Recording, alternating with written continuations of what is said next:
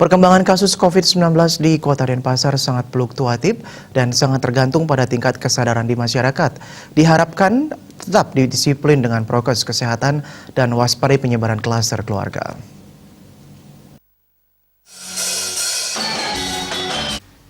Di sela-sela pembukaan Denpasar Festival 2020, Wali Kota Denpasar Edi Bagus Rai Dharma Wijaya Mantra mengatakan perkembangan pandemi COVID-19 di Kota Denpasar sangat fluktuatif. Diakui perkembangan kasus COVID-19 naik turun akibat dari tingkat kesadaran kita masyarakat. Saat ini perkembangan yang positif aktif hanya satu wilayah saja di daerah Ubung Kajo, sedangkan daerah lainnya sudah masuk pada tingkat resiko sedang atau wilayah kuning.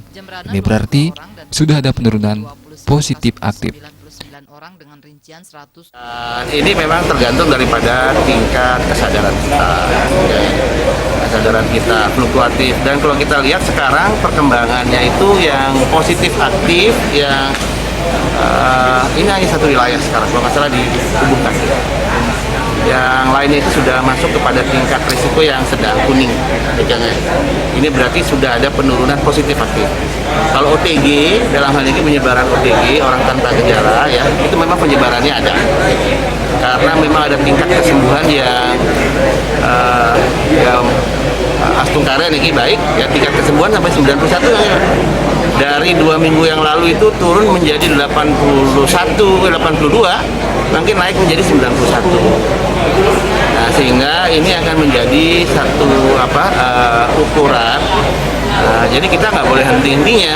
Dan sekarang ini klasternya klaster keluarga yang tidak bisa dideteksi satu sama lain. Nah, jadi intinya adalah kesadaran. Kesadaran akan menimbulkan disiplin. Ya, disiplin ini akan bisa memberikan peluang kepada kita sekarang seperti ini. Diharapkan masyarakat tetap disiplin, terapkan prokes COVID-19 dan waspadai penyebaran COVID-19 di klaster keluarga.